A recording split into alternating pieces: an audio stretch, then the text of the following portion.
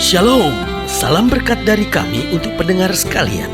Saat ini pendengar akan diberkati dengan program Hari Ini Harinya Tuhan bagian yang ke-8.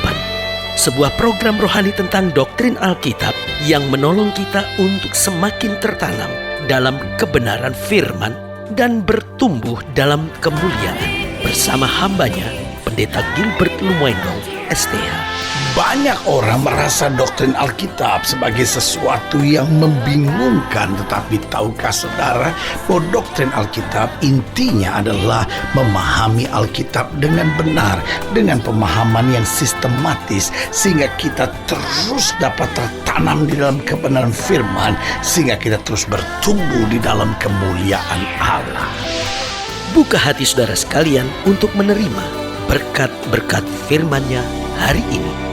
Sabar dibutuhkan dalam segala hal dalam kehidupan kita. Kalau kita bicara tentang sukses, sukses tidak terjadi secara tiba-tiba. Kita harus sabar untuk menapaki tangga sukses. Kalau kita bicara tentang pelayanan, maka pelayanan juga membutuhkan kesabaran. Bagaimana kita setia dalam perkara kecil, kata Alkitab, maka Tuhan akan berkati kita dalam tanggung jawab yang lebih besar. Kita bicara tentang keluarga, tidak pun terlepas dari kesabaran. Seorang ayah harus mendidik anak-anaknya dalam kesabaran. Suami sama istri, komunikasi harus dijalani dalam kesabaran. Nah, saudaraku yang kasih dalam Tuhan, tetapi apa yang terjadi? Dunia makin ada di akhir zaman ini menjadi dunia yang kehilangan kesabaran. Makanya saudara lihat apa yang terjadi. Kekerasan dalam keluarga makin meningkat. Kenapa? Suami sudah mulai tidak sabar. Orang tua mulai tidak sabar dalam mendidik anak-anaknya. Lalu juga kita lihat dalam dunia pelayanan, perpecahan gereja bisa terjadi di mana-mana. Kenapa? Karena yang satu nggak bisa sabar menghadapi rekan pelayanan yang lain. Akhirnya kecewa, lari, mundur, dan bangun pelayanan sendiri. Bagus kalau itu memang visi dari Tuhan. Tapi kalau akhirnya penuh dengan luka, penuh dengan kebencian, saling menyerang, saling memaki, saling menyakiti satu sama lainnya, bukankah itu membuat gereja Tuhan justru menjadi lemah, ya kan? Justru itu membuat kita beri kesempatan untuk iblis malah bekerja di antara kita. Begitupun dalam menapaki tangga sukses, tidak sedikit orang yang akhirnya menghalalkan segala cara. Akhirnya tidak sedikit orang yang main sogok misalnya. Orang akhirnya rela jual diri misalnya. Orang rela buat yang aneh-aneh misalnya. Kenapa? Hanya karena tidak sabar. Saudaraku yang kasih dalam Tuhan, kalau saja kita mau sabar, Tuhan tidak pernah akan mengecewakan kita. Tuhan tidak pernah akan meninggalkan kita. Karena selalu saya bilang, asal saja ada usaha yang tekun, asal saja ada iman yang sungguh-sungguh, dan asal saja ada kesabaran, maka kita akan melihat sukses. Karena selalu saya bilang begini, walaupun kita usaha, kalau kita nggak ada iman, nggak ada artinya.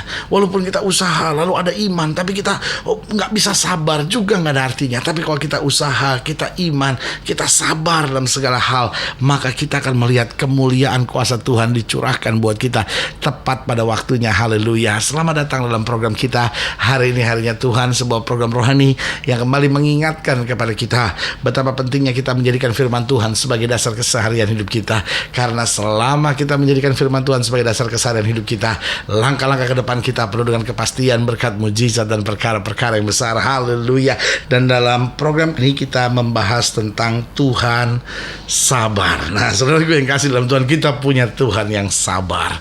Nah, karena Tuhan itu sabar dan kita adalah anak-anaknya, berarti kita harus berjalan dalam kesabaran. Nah, saudara gue yang kasih dalam Tuhan, kadangkala kita pikir kenapa Tuhan lambat? Kadangkala kita pikir kenapa Tuhan tidak menolong saya tepat pada waktunya? Tahukah saudara bahwa Allah tidak pernah terlambat, tapi Allah juga tidak pernah terlalu cepat. Kenapa? Karena dalam segala perkara sebetulnya Allah mendidik kita supaya menjadikan kita layak di hadapannya. Nah, kita bersyukur bahwa kita punya Allah yang sabar. Dalam kesabarannya, Dia tidak menyampaikan amarahnya dalam geram, tapi dalam kesabarannya Dia mengerti kita, Dia memahami kita. Karena Alkitab berkata, bukan kematian orang fasik yang dikehendakinya, tetapi adalah pertobatannya. Artinya Dia proses, Dia bentuk kita dalam kesabaran sampai Dia jadikan kita layak di hadapannya. Haleluya. Nah, dalam program ini kita sedang membahas 2 Petrus pasal 3 dari ayat yang pertama sampai ayat yang ke-9. Demikian firman Tuhan. Saudara-saudaraku yang kekasih, ini sudah surat yang kedua yang kutulis kepadamu. Di dalam kedua surat itu, aku berusaha menghidupkan pengertian yang murni oleh peringatan-peringatan, supaya kamu mengingat akan perkataan yang dahulu telah diucapkan oleh nabi-nabi kudus, dan mengingat akan perintah Tuhan dan juru selamat yang telah disampaikan oleh rasul-rasulmu kepadamu. Yang terutama harus kamu ketahui ialah bahwa pada hari-hari zaman akhir akan tampil pengejek-pengejek dengan ejekan-ejekannya, yaitu orang-orang yang hidup menuruti hawa nafsunya. Kata mereka, di manakah janji tentang kedatangannya itu? Sebab sejak bapa-bapa leluhur kita meninggal, segala sesuatu tetap seperti semula pada waktu dunia diciptakan. Mereka sengaja tidak mau tahu bahwa oleh firman Allah langit telah ada sejak dahulu, dan juga bumi yang berasal dari air dan oleh air, dan bahwa oleh air itu bumi yang dahulu telah binasa dimusnahkan oleh air bah. Tetapi oleh firman itu juga langit dan bumi yang sekarang terpelihara dari api dan disimpan untuk hari penghakiman dan kebinasaan orang-orang fasik. Akan tetapi saudara-saudaraku yang kekasih, yang satu ini tidak boleh kamu lupakan, yaitu bahwa di hadapan Tuhan satu hari sama seperti 1000 tahun, dan 1000 tahun sama seperti satu hari. Ayat 9, perhatikan baik. Tuhan tidak lalai menepati janjinya, sekalipun ada orang yang menganggapnya sebagai kelalaian, tetapi ia sabar terhadap kamu, karena ia menghendaki supaya jangan ada yang binasa, melainkan supaya semua orang berbalik dan bertobat. Nah, saudaraku yang kasih dalam Tuhan, kebanggaan kita di dalam Kristus bahwa Allah yang kita sembah adalah Allah yang sabar. Saya tidak bisa bayangkan kalau Allah kita adalah Allah yang mudah marah, Allah kita adalah Allah yang menjatuhkan penghukuman tepat pada saat kesalahan kita. Maka saudaraku yang kasih dalam Tuhan, kita semua sudah binasa. Itu sebabnya pemazmur berkata begini, tidak dibalaskannya kepadaku setimpal dengan kesalahanku. Artinya dalam kasihnya dia begitu sabar mengampuni kita, menerima kita, dan melayakkan kita untuk menjadi anak-anaknya. Nah, bagaimana Tuhan sabar? Saya lihat dalam ayat-ayat bacaan ini beberapa hal yang perlu kita tekankan tentang kesabaran Tuhan. Yang pertama, Tuhan sabar dalam menanti pertobatan kita. Sudah dijelaskan, bukan kematian orang fasik yang Tuhan kehendaki, tapi pertobatannya. Itu sebabnya berkata, lu katanya Tuhan mau datang kapan? Tuhan itu sabar. Kenapa? Karena dia menanti pertobatan kita. Itu sebabnya saudaraku yang kasih dalam Tuhan, kadang-kadang kita pikir, kok ini orang kok berani-beraninya begitu memaki Tuhan, misalnya menghujat Tuhan, kok nggak berbuat sesuatu? Kalau Tuhan memang Allah yang dahsyat, Tuhan tuh memang Allah yang besar, maksudnya Tuhan bertindak dong. Kadang-kala kita yang gregetan lihatnya, saudara-saudara. Orang misalnya bakar gereja, misalnya orang lalu menyerang kegiatan-kegiatan keagamaan, lalu kita bingung, loh kok Tuhan kok diem aja sih? Maksudnya Tuhan berbuat sesuatu dong, gitu ya kan? Nah, tapi hari ini saya mau ingatkan buat saudara, Allah kita bukan Allah yang mau main pukul, main hajar, main hukum setiap orang, tapi Allah kita adalah Allah yang sabar dalam menanti pertobatan seseorang. Karena itu saudaraku yang kasih dalam Tuhan, mungkin kau sedang berdoa untuk suamimu dan kau berkata, Tuhan kapan dia bertobat? Saudaraku yang kasih dalam Tuhan, tetap berdoa, jangan berhenti. Saudara yang berdoa dan berkata, aduh pendeta, anak saya kok kawin sama orang yang gak karu-karuan begitu, dan sekarang dia sama sekali gak pernah ke gereja. Aduh, saya jadi bingung bagaimana gitu. Saudara tetap doakan, karena Tuhan kita sabar dalam menanti pertobatan seseorang. Yang pasti dia sudah janji bahwa satu orang bertobat, seluruh isi rumah tangga diselamatkan. Berarti saudaraku yang kasih dalam Tuhan, yang pertama, Tuhan sabar dalam menanti pertobatan kita. Yang kedua, saya pelajari, Tuhan sabar dalam mendidik kita. Saudaraku yang kasih dalam Tuhan, Allah mau mendidik kita supaya kita layak menjadi anak-anak kerajaan Allah. Karena kita dari dosa, kita dipindahkan, bukan sekedar menjadi orang yang tidak berdosa, tapi dari orang berdosa kita dipindahkan supaya menjadi anak warga kerajaan sorga yang dapat hidup dalam kemuliaan. Nah, itu sebabnya kita perlu dididik. Ada banyak orang berkata, aduh kok jadi orang Kristen berat ya, ada banyak tantangan, ada banyak masalah, saya difitnah, saya mesti sabar. Nah, ini semua proses pendidikan Tuhan, dan Tuhan sabar. Kadang-kala kita masih belum berkenan, dia didik lagi. Makanya ada orang yang bertanya, pendeta kenapa ya, dulu sebelum saya bertobat, kalau saya buat apa aja kok kayaknya aman gitu, gak ketahuan siapa-siapa. Tapi sekarang justru semenjak saya bertobat, saya bohong sedikit ketahuan, ini sedikit kebongkar semuanya. Kenapa? Karena Tuhan sabar dalam mendidik. Dia mau bentuk saudara, dia mau jadikan saudara sampai berkenan layak di hadapannya, sampai masing-masing kita dapat berdiri bersama dengan Kristus dalam dalam kemuliaannya. Haleluya. Jadi Tuhan sabar, yang pertama adalah menanti pertobatan kita. Yang kedua, Tuhan sabar dalam mendidik kita. Dan yang ketiga, Tuhan sabar dalam menyatakan kasih-Nya bagi kita. Kadang-kala kita menolak, kadang-kala kita nggak mengerti, kadang-kala kita nggak paham.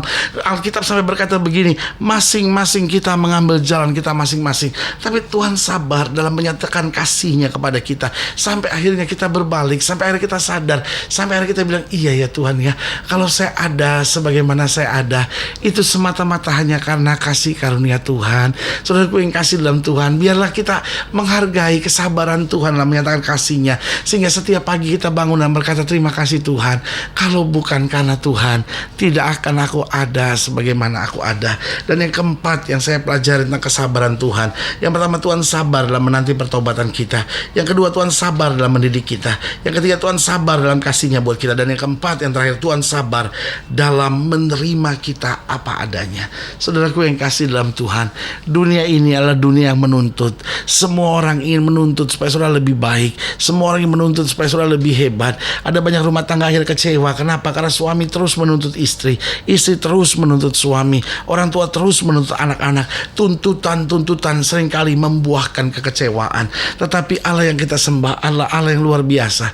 Dia berkata, mari hai kamu yang letih lesu dan berbeban berat, aku akan beri kelegaan kepadamu. Tuhan kita, Tuhan yang sabar dalam menerima kita apa adanya.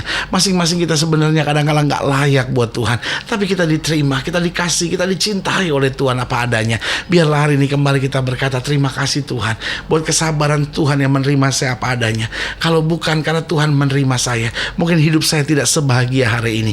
Betul saya masih ngadapin masalah, betul saya menghadapi tantangan, tetapi karena saya sadar Tuhan menerima saya apa adanya, saya akan kuat menghadapi segala perkara. Saya akan sabar dalam berbagai kesulitan. Dan saya tahu di akhir perjalanan iman saya ini, saya akan lihat kemenangan dan mujizat yang luar biasa. Haleluya. Nah saudaraku yang kasih dalam Tuhan, jika saudara ingin dilayani lebih jauh, hubungi kami melalui telepon, hubungi kami melalui surat, kunjungi website kami. Karena kami ada untuk membawa Bapak Ibu Saudara senantiasa lebih dekat pada Tuhan dan mengalami kasih kuasa mujizat yang luar biasa. Haleluya. Secara khusus melalui program ini juga saya mau berdoa buat setiap saudara yang sakit, buat setiap saudara yang berbeban berat, karena kita percaya bahwa bagi Allah tidak ada perkara yang mustahil. Nah saudara-saudara yang ingin didoakan, boleh taruh tangan kanan saudara di dada, dan kita akan berdoa. Mari kita berdoa. Bapa, dalam nama Yesus, hamba doa buat yang sakit, hamba doa buat yang berbeban berat, hamba doa untuk setiap mereka yang sedang menghadapi masa-masa yang sukar, bahkan setiap mereka yang mungkin hari-hari ini tidak bisa sabar, atau mungkin sedang bertanya, Tuhan masihkah Engkau mau memberkati hidupku? Lalu hari ini kami kembali dengar bahwa Tuhan itu sabar, sabar dalam mengerjakan mujizat, sabar dalam menerima kami, sabar dalam kasih-Nya, sabar dalam mendidik kami dan menunggu pertobatan kami. Itu sebabnya hamba berdoa di dalam nama Yesus, Tuhan jamah, bangkitkan iman kami untuk kami berjalan dalam kemuliaan. Yang sakit Tuhan sembuhkan, yang lemah Tuhan kuatkan, yang susah Tuhan hiburkan, sehingga kembali kami melihat kemuliaan Tuhan dinyatakan bagi kami. Di dalam nama Yesus kami berdoa, haleluya, amin. Saudaraku yang kasih dalam Tuhan, kita sudah berdoa. Ingat, Allah tidak pernah lalai menepati janjinya. Inilah saatnya buat kita untuk bangkit bersemangat, bersuka cita dalam menghadapi segala perkara, karena Yesus sumber kekuatan kemenangan kita, kota benteng kita yang tidak pernah goyah.